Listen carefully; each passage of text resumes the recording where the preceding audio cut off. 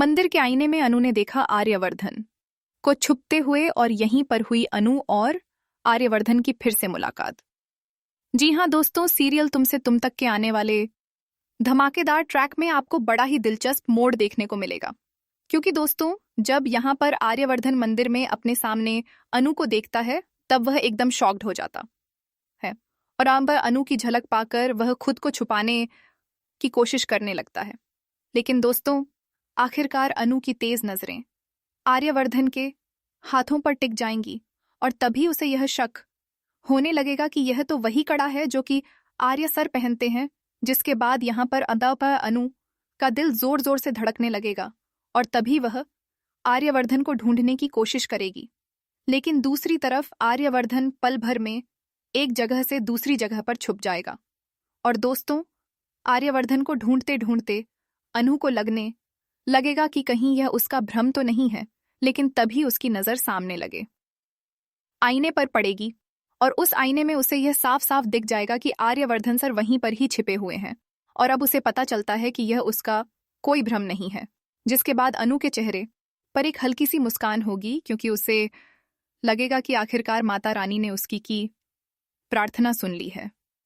फिर अब आने वाले ट्विस्ट में आप देखेंगे कि अनु यहाँ पर मन ही मन कहेगी कि आर्य सर आखिरकार आप भी मंदिर में आ गए और माता रानी ने हमें फिर से मिला ही दिया। लेकिन इसके बावजूद भी आप माता रानी का इशारा क्यों नहीं समझ रहे?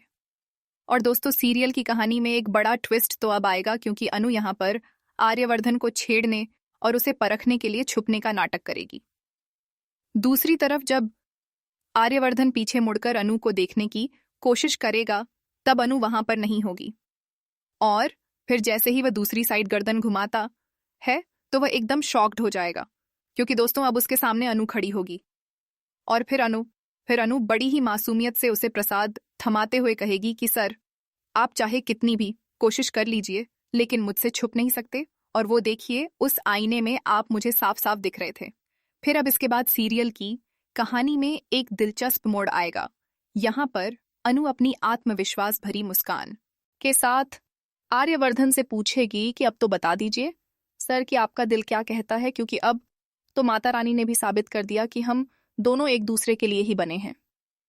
तभी तो 44 घंटे पूरे होने से पहले हमें अपने आमने सामने लाकर खड़ा कर दिया।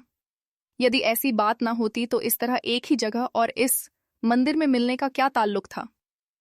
और दोस्तों अनु की इस बात पर आर्यवर्धन भी अंदर ही अंदर सोचने लगता है, और चाहे वह कुछ ना भी कहे लेकिन अब उसके दिल की गहराई में भी यही आवाज उठेगी कि शायद अनु एकदम सच कह रही है और माता रानी का यह संयोग कोई इत्तेफाक नहीं बल्कि हमारी किस्मत का इशारा है। और शायद माता रानी भी यही चाहती है कि आपस में चाहने वाले दिल रिश्तों में बदल जाए और मैं और अनु एक हो जाए। तो अब यह देखना काफी ज्यादा दिलचस्प होगा कि आर्यवर्धन क्या फैसला लेता है और क्या वो अपने दिल की बात मानकर अनु के सामने अपने प्यार का इजहार करेगा, या फिर आर्यवर्धन अपने जज्बातों को दबाकर अनु से दूरी बनाने की कोशिश करेगा। और अब इसी के साथ सीरियल की कहानी में ऐसा मोड़ आएगा जहां अनु और आर्यवर्धन नियति और रिश्तों की कसौटी पर खरे उतरेंगे। तो दोस्तों क्या आप भी यही चाहते हैं कि आर्यवर्धन को अनु के सामने अपने दिल की बात रख देनी चाहिए और सीरियल की कहानी को आगे बढ़ाना चाहिए? यदि हाँ तो कमेंट में यस लिखें और यदि नहीं तो कमेंट में नो लिखें। और इसी तरह सीरियल की लेटेस्ट अपडेट सबसे पहले देखने के लिए वीडियो के नीचे सब्सक्राइब का बटन दिखाई दे रहा होगा, उसे दबा दीजिए। जी हाँ, सब्सक्राइब बटन दबाने पर कोई पैसा नहीं लगता यार। तो अब हम मिलते हैं किसी नई वीडियो में नए ट्विस्ट के साथ। तब तक के लिए टेक केयर।